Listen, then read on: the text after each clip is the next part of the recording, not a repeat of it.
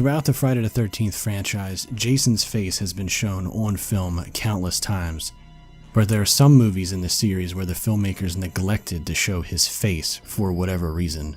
In this series, we are going to dive deep into those films and show you what Jason did look like under his trademark hockey mask. Then we'll give you our opinion on where in the movie would have been a great spot for a Jason face reveal. Join us now for a series we are calling Jason Unmasked.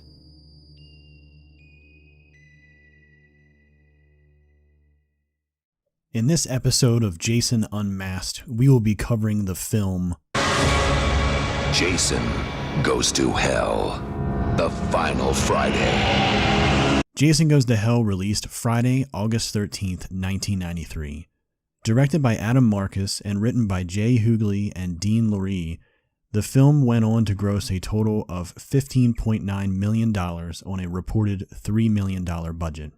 Kane Hodder portrayed Jason Voorhees, who at the time had played Jason in the previous two sequels, Friday the 13th Part 7, The New Blood, and Part 8, Jason Takes Manhattan. Jason's appearance has always changed from film to film, and Jason Goes to Hell is no exception, but in a way that's kind of the beauty of the character. In Jason Goes to Hell, Jason wears a dark button-up shirt with matching pants and a thick black belt around his waist. There are multiple holes throughout his shirt and pants that his severely burnt flesh shows through. His head seems even more misshapen in Jason Goes to Hell, now oversized and even displaying lumps throughout. For whatever reason, Jason's mask has seemingly begun to fuse to his head, causing his flesh to bulge out around the straps and overlap small areas of the mask. Because of this, there is an accompanying bloody edge around the outer part of the mask where it has begun to puncture his flesh.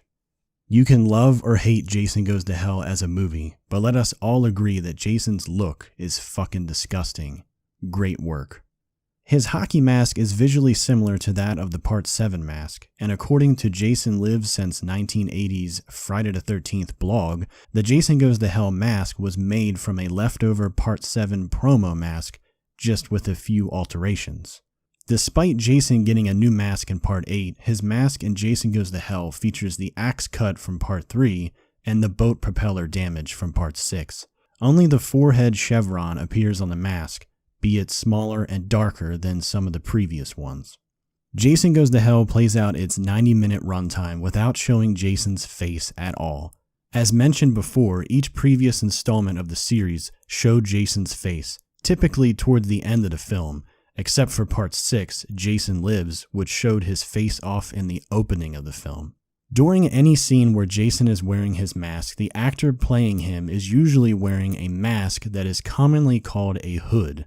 The face of the mask is cut out so the actor does not have to wear any unnecessary effects on his face, and so they can remove the hockey mask between takes, which will allow them to catch their breath, eat, drink, etc. This is what actor Kane Hodder looked like on set with the hockey mask removed. As you can see, part of his face is still covered with a piece of the mask that looks like exposed skull. The reason for this is because during the later scenes of the movie, the left side of Jason's mask is cracked, and the exposed bone of the skull underneath can be seen. So, what does Jason's face look like? I am not sure if K&B Effects officially sculpted a face for Jason, since the movie did not feature a scene with his face. Over the years, some talented fans of the series have sculpted what they believe Jason looked like under the hockey mask in Jason Goes to Hell. This mask was created by Sculpt or Die. As you can see, the exposed skull bone featured in the movie is present as well as exposed bone around the mouth. The mouth area is very reminiscent of the mouth on Jason's face in Part 6, Jason Lives. Disgusting bare muscle tissue covers the rest of his face. Another variation of the Jason Goes to Hell face comes from Shallow Grave Effects. In their sculpt of the face, they keep the exposed forehead skull bone, but leave the rest of the face covered in a nasty, decaying-like flesh.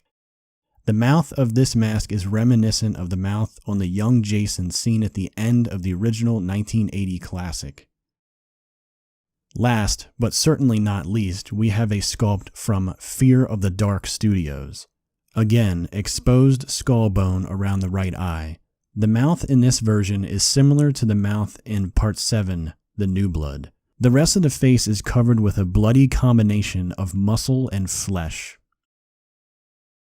Over the years, this look became the accepted appearance of Jason's face from Jason Goes to Hell, so much so that when the Friday the 13th video game was created by Gun Media in 2017, the face looked rather identical. Although Gun Media chose to flip the eye as Jason's bad eye was technically on the wrong side in the 1993 movie.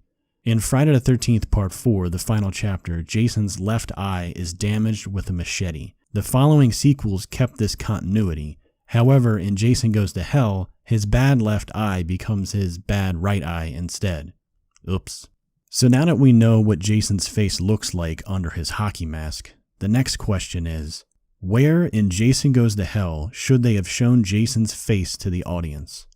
The best spot in the film that would have been a great reveal of Jason's bare face would have been towards the end when Jason is finally reborn into the Jason we all know and love. I am not going to get into the whole body hopping element of this movie. For the sake of this video, we're just going to stick to Jason and his face. So anyway, Jason is finally reborn into his hockey masked self and comes leaping out from the basement of the Voorhees house through the floor. The thing is, he makes his grand entrance with his hockey mask on. If he was reborn, shouldn't he not have it? I mean, I guess you can say he shouldn't have his clothes on either, but that's beside the point. Either way you look at it, I think this would have been a great scene to have Jason crash through the floorboards and stand there with his grotesque face exposed for Creighton Duke and everyone to see. Holy Mother of God.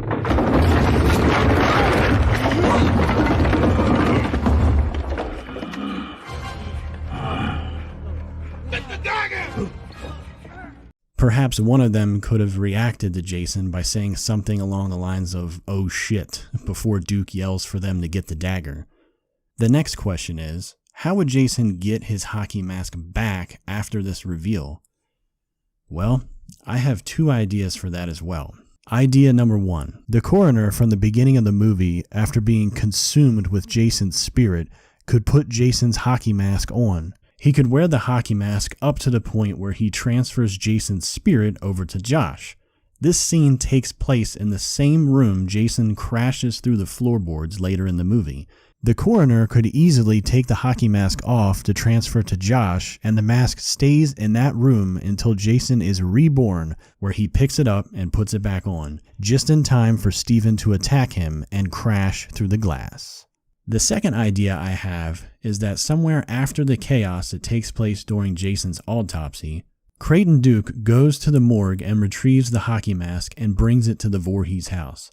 This could have been a slight homage to Part 6, Jason Lives, when Tommy brought Jason's hockey mask with him to dig up and kill Jason. I'm not sure where the morgue is in relation to the police station, but perhaps Creighton Duke could have retrieved the mask after escaping from the jail cell.